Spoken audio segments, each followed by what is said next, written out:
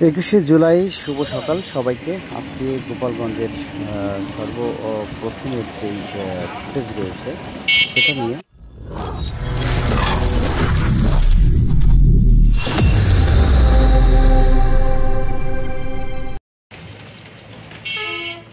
21শে জুলাইয়ের শুভ সকাল। আজকে গোপালগঞ্জের যেই পরিস্থিতি এটা আপনাদের কাছে আমি প্রথমে যে ফুটেজের মাধ্যমে দেখতে পাচ্ছেন গোপালগঞ্জ লঞ্চঘাটের এটা দৃশ্য, এবং এই মুহূর্তে সকল ব্যস্ত হয়ে পড়তেছে আপনার সারা শহরটা, কিন্তু তার ভিতরেও মানুষের মনে কেমন একটা বিষণ্ণতা কাজ করতেছে এবং ভয় কাজ করছে। গোপালগঞ্জ আসলে সেইভাবে এখন কোনো পাহারা দিচ্ছে না।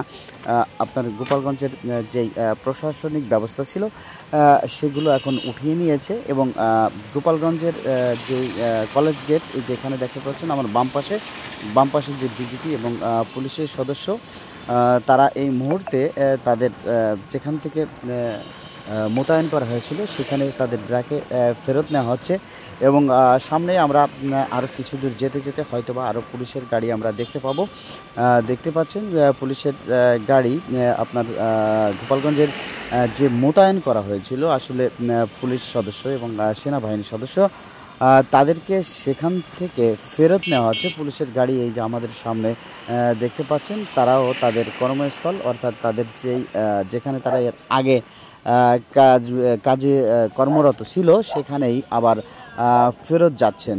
আশা করি আপনারা বুঝতে পারছেন, এবং গোপালগঞ্জের যেই বর্তমান পরিস্থিতি সেটা নিয়ে মোটামুটি এখন তেমন কোনো ভয় ভীতি নেই, তারপরেও মানুষের মনে এক প্রকার ভয় কাজ করতেছে, যেটা আসলে ফাঁকা রাস্তা এবং ফাঁকা যে মেইন শহরটা যেখানে সবসময় লোক ভিড় থাকে, এটা পৌরসভা এলাকা। এখানেও কোর্টের সামনে যে গোপালগঞ্জের যে প্রশাসনিক ভবনগুলো রয়েছে সেখানেও কোনো রকমের ভিড় দেখা যাচ্ছে না। তারপরেও মানুষের মনে এক প্রকার ভয় কাজ করতেছে, কারণ আতঙ্ক সবার মনে এই মুহূর্তে, কারণ পুলিশ আর্মি যে কোনো সময় কাউকে ধরতে পারে, কিন্তু আসলে সেই ধরনের কোনো এখন ভয় না থাকলেও আপনারা দেখতে পাচ্ছেন যার যে সব সরকারি পুলিশ কর্মকর্তা এবং সেনাবাহিনী কর্মকর্তা তাদেরকে মূলত মোতায়েন করা হয়েছিল গোপালগঞ্জের দায়িত্বে কারণে। তো তারপরেও আপনারা দেখতে পাচ্ছেন, তো সঙ্গে থাকুন আরও সামনের দিকে। আমরা গোপালগঞ্জের যেই সামনের আরও কিছু দৃশ্য আছে রাস্তার সঙ্গে থাকবেন। Thank you so much. আর আমাদের এই সর্বশেষ পরিস্থিতি আপনার কাছে ভালো লাগলে অবশ্যই একটা কমেন্ট করবেন এবং শেয়ার করে দেবেন অন্যকে দেশ এবং দেশের বাইরে থেকে যারা আমাদের গোপালগঞ্জ এই মুহূর্তে পরিস্থিতি যারা মিস করতেছেন তাদের জন্য। তো থ্যাংক ইউ সো মাচ। সঙ্গে থাকুন, সামনের দিকে আর একটু যাচ্ছি।